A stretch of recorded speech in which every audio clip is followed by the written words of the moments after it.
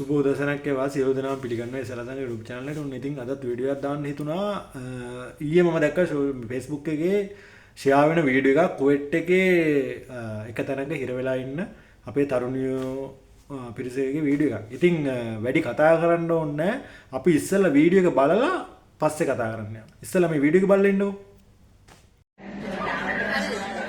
මෙතන අපේ ඉන්නේ ජෙලින් සෙන්ටර් එකේ රතුපුරුෂ ආයතනයේ ඉන්නේ. මෙතන ප්‍රයිවට් ආයතන. මෙතන කවුරුත් දන්නේ නැහැ. මෙතෙන්ට අපි ආවේ ගෙවල් වල වැඩ කරලා. මේකේ මාස 2 මාස 3 ළමයි ඉන්නවා. මෙතන හැමෝම මාස 2 මාස 3 මේ ඔක්කොම ඉන්නේ. 4-5 මාස 4-5 අයත් ඉන්නවා මෙතන. මෙතනින් අපිව ලංකාවට යවයි කියලා බලාපොරොත්තු වෙන තමයි අපි මෙතෙන්ට ආවේ. කිසිම හවුහරණක් නැහැ. එම්බසි වලින් කතා කරලා අපිට උත්තරයක් දෙන්න. එම්බසි වලින් ෆෝන් ආන්සර් කරන්නේ. එම්බසි වලින් બ્લોක් කරනවා අපිව. ඇයි එහෙම කරන්නේ? අපිට සාධාරණයක් ඉෂ්ට කරන්න කවුරුත් නැද්ද?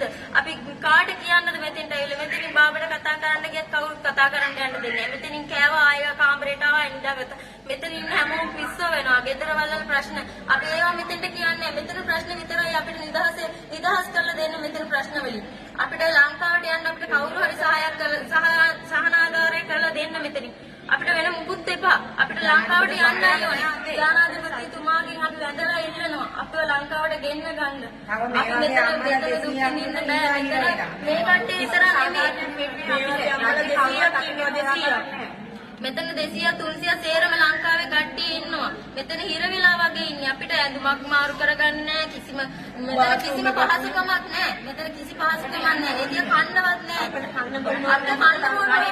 අපිට ලංකාවට යන්න තිබ්බොත් අපිට ජනාධිපතිතුමාගේ කට්ටිය ඇදලා ඉල්ලනවා. අපිට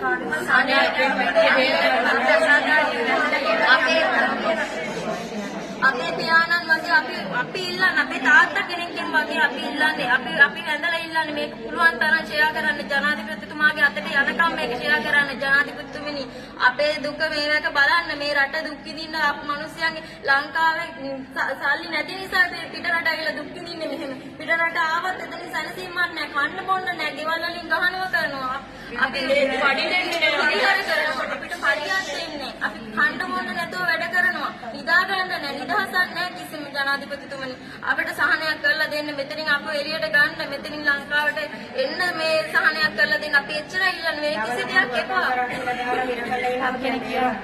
මේ ජනාධිපතිතුමනි ඔබතුමාට කියන්නේ ළමයි හොරකම් කරලා දැන් මමත් ඒ වගේ හොරකමකට දාලා තියෙනවා මේ ඇත්තටම හොරකම් කරලා නෙවෙයි ගෙදර මාමා පඩිය දුන්නේ නැහැ ඒ හින්දා මම ගහන නිසා ඒ ගෙදරින් බේරෙන්න බැරි හින්දා මම පැනලා ආවේ ඒජන්සියට කිව්වට මාස 6ක් ඉන්න කිව්වා අවුරුදු එකමාරක් මං හිටියා බැරිම තැන මට පඩි දෙන්නේ නැති හින්දා ආවේ මේ ඊට පස්සේ දැන් මේ අපි මේ ගොඩක් දෙනෙක් ඉන්නවා ටවර් බෑන් කියලා එකක් දාලා කියලා කියනවා අපි මොකද්ද කියලා දන්නේ නැහැ මේ රටේ මේ මම බාපත් එක්ක කතා කරනකොට කිව්වේ අපි එම්බසියෙන් ගිහලා ඒ පැමිණිල්ල අයින් කරන්න ඕනේ කියලා. ඉතින් මම දැන් මෙතෙන් ඇවිල්ලා මාස 3ක් වෙනවා. එම්බසියට කතා කරාම මේ එම්බසියෙන් બ્લોක් කරනවා. හරි ඔයාලා වීඩියෝ එක බලන්න නැද්නේ. ඉතින් ඔයාලට මේ වීඩියෝ එක බැලුවට පස්සේ මොකද්ද හිතුනේ? මොන වගේ දෙයක්ද හිතට ආවේ? ඉතින් ඇත්තටම මේ කුවේට් එකට ඇවිල්ලා අසරණ වෙලා හිර වෙලා ලංකාවට ය아가න්න බැරුව වීඩියෝ එකක් කරලා දාන තරුණියෝ පිරිසක් තමයි එතන ඉන්නේ. ඉතින් ඒ කට්ටිය ගෙවල් වල මාස 3 4 5 6 වැඩ කරපු මිනිස්සු ඉන්නේ. ඉතින් ඇත්තටම මේ රටවල් වලට ඇවිල්ලා මේ වගේ දෙයක් වුණාම ගෙවල් වල මිනිස්සු එහෙන් අසරණ වෙනවා මේ කට්ටිය එහෙන් අසරණ වෙනවා කන්න වෙලාවට ඉතින් වෙලාවට කන්න දුන්නත් ඒකත් සමානකට කොහොමද අපිට සාධාරණ අපි දන්නේ නැහැ. ඉතින් ඒ කට්ටිය කියනවා යුනිසෙෆ් ආයතනයක ඉන්නේ කියලා. ඉතින් මොන විදිය වෙනවද කියන්න දන්නේ නැහැ. ඉතින් එයාලා එක තැනක කියනවා මෙන්න මේ වීඩියෝ මේ හරිය බලන්නකෝ. හරි ඔයාලට ඇහෙනවද? එතන මොකද්ද කියන්නේ? එතන කියනවා එම්බසියෙන් එයාලගේ නම්බර් බ්ලොක් කරනවලු. ඉතින් එම්බසියක් මොකටද රට ඇතුලේ තියෙන්නේ? මේ වගේ රටක් ඇතුලේ ලංකාවේ ශ්‍රී ලංකා එම්බසියක් මොකටද තියෙන්නේ? ඉතින් මේ වගේ රටක් ඇතුලේ එම්බසියක් තියෙන්නේ මොකක් හරි ප්‍රශ්නයක් වුණොත් අපේ මිනිස්සුන්ට උදව් කරන්න. ඉතින් උදව් කරන්න තියෙන එම්බසිය මේ විදියට නම්බර බ්ලොක් කරාම හරිද? ඉතින් මේ මිනිස්සු කාගෙන් කියලා මේවට ආවට පස්සේ කාගෙන්වත් උදව්වක් හම්බ වෙන්නේ නැහැ. ඉතින් මේ කුවේටින් ගෙන කොහොමවත් හම්බෙන්නේ නැහැ. ඊට වඩා අපේ ලංකාවේ මිනිස්සුන්ගෙන් ගෙවල් වල වැඩ කරන අපේ ඩ්‍රයිවර්ලාගේ කියලා ඒ කට්ටියට කරන්න දෙයක් උන්නේ නැති මේවට මැදිහත් වෙන්න ඕන එම්බසිය. ලොකු ලොකු ආයතන වල මිනිස්සු තමයි මේවට මේ මැදිහත් වෙලා මේ කට්ටියට මොකක් හරි පිළිසරණක් කරන්න ඕනේ. ඉතින් මේ මිනිස්සුන්ව ලංකාවට යවන්න නැතුව මේ වගේ තැනකට ආවා කියලා මෙතන කණ්ඩ දීලා එදා දවසට වේලක් හරි දෙකක් හරි තුනක් හරි පුළුවන් විදිහට කණ්ඩ දීලා මෙතන තියන් ඉන්නවට වැඩිය මේ මිනිස්සු ලංකාවට එන එක වැදගත්. මේ මිනිස්සුන්ට ප්‍රශ්න තියෙන හින්දානේ මේ රටවල් වලට එන්නේ. ප්‍රශ්න නැත්තම් මේ රටවල් වල ඇවිල්ලා දුක් විඳින්න උවමනාවක් නැහනේ. ඒ හින්දා මේ බලධාරීන්ගෙන් ඉල්ලන්නේ ලංකාවේ අතිගරු ජනාධිපතිතුමාගෙන් අනුර කුමාර දිසානායක ජනාධිපතිතුමාගෙන් ඉල්ලන්නේ මේ වගේ වැඩ කරන එම්බසි වල වැඩ කරන මිනිස්සුන් එක්ක මාරු කරලා දාන්න. ඉතින් මේ වගේ මිනිස්සු තියන් ඉඳලා වැඩක් නැහැ. මොකද ඇත්තටම මේ එම්බසිට කෝල් ගන්න බෑ. මම පෞද්ගලිකව මම කෝල් අරන් තියෙනවා මේ එම්බසියෙන් ෆෝන් එක ආන්සර් කරන්නේ නැහැ. එම්බසිය තනි කර මේ ඇත්තටම ලංකාවේ රජයේ ආයතන කියන්නේ ඇත්තට වැඩක් කරගන්න බැරි තැන්. ලංකාවේ රජයේ ආයතනකට ගිහලා වැඩක් කරගන්නවට වැඩිය හොඳයි අපි සල්ලි වල ප්‍රයිවට් කරගන්න එක. ඉතින් මිනිස්සු ගොඩක් හිතන්නේ මේ විදියට. ඉතින් ඇයි මෙතන එම්බසියෙන් කරන්න තියෙන රස්සාව වෙන තැනකින් කරලා හරියන්නේ නැහැ නේ. ඉතින් එම්බසියට ගියාට පස්සේ කෝල් එකක් දුන්නොත් එම්බසියෙන් එක්කෝ වෙනම කෝල් සෙන්ටර් එකක් දාන්න ඕන එම්බසිය ඇතුලේ. ඒ කට්ටියට ඉන්න කට්ටියට කරගන්න බැරි නම් වෙනම කෙනෙක් එතෙන්ටපත් කරන්න ඕන. එන කෝල් හරි ආන්සර් කරන්න. ඉතින් එහෙමවත් නැතුව ඉතින් මේ මිනිස්සුන් මේ විදිහට අසරණ කරන්න එපා. මේ මිනිස්සු ලංකාවට ය아가න්න විදියක් නැතුව නොතන වීඩියෝ එකක් දාලා දෙන්න. ඉතින් මේ වීඩියෝ එකේ කියන විදිහට මේ මිනිස්සුන්ට මේ වගේ ප්‍රශ්න තියෙන මිනිස්සු ඉතින් මේ කට්ටිය ලංකාවට යවන්න මොකක් කරේ පිළිසරණක් කරන්න. මම නම් කියන්නේ එච්චරයි. ඉතින් මේ වීඩියෝ එක අනිවාර්යෙන් ෂෙයා කරන්න. ඉතින් ලංකාවේ බලධාරීන් කවුරුට දකින්නකම් ඉතින් දැක්කට පස්සේ අපි බලමු මේ කට්ටියට ඉක්මනට මොකක් හරි දෙයක් හම්බෙදී. ඉතින් එම්බසියේ ඇත්තම වැරදි. එම්බසියෙන් දැනගන්න ඕන මේ මිනිස්සුන්ව මොකක් හරි කරලා ලංකාවට යවන්න. නැත්තම් මේ කට්ටියට මොකක් හරි මෙහි කරලා දෙන්න ඕන.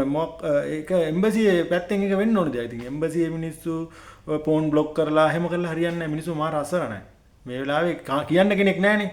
ඉතින් සෝෂල් මීඩියා එක විතරයි තියෙන්නේ. සෝෂල් මීඩියා එකට දැම්මොත් ඔන්න ලංකාවේ කවුරු බලධාරියෙක් දැක්කොත් ඔන්න මොකක් හරි පිළිසරණක් හම්බ වෙනවා. නැත්තම් ඉතින් මේ මිනිස්සු කාට කියලා කියන්නද? එතන ඉන්න මිනිස්සු කියන දේවල් අහන්නෙත් නැහැ. ඉතින් ෆෝන් එක විතරයි අතේ තියෙන්නේ. කියන්න කෙනෙක් නැහැ. කතා කරන්න කෙනෙක් නැහැ. ඉතින් ඒ කට්ටියට එතන එළියට යන්න දෙන්නේ නැහැ. ඉතින් එහෙම තියෙද්දි මේ මිනිස්සු මොනව කරන්නද? ඉතින් ඇත්තටම මේ වීඩියෝ එක ෂෙයා කරන්න මේ ඇත්තට මේ තරුණියෝ පිරිසට මොකක් හරි පිළිසරණක් හම්බ වෙනකම් වීඩියෝ එක ෂෙයා කරන්න.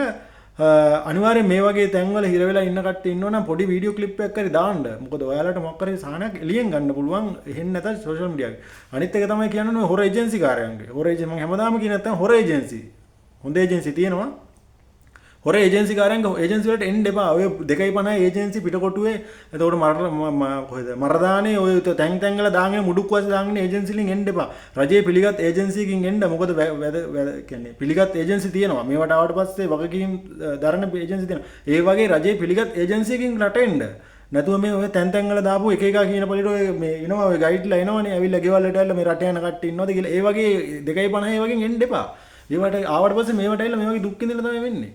ඉතින් මට ওই ටික තමයි කියන්න ඕනේ. ඉතින් මේ වීඩියෝ එක බලන්න ෂෙයා කරන්න. මේ වීඩියෝ එක මොකක් කරේ ඒ කට්ටියට සාධාරණයක් ඉෂ්ට වෙනවා ෂෙයා කරන්න. මම තව වීඩියෝ එකකින් හමු වෙමු. හැමෝටම සුබ දවසක්. හරි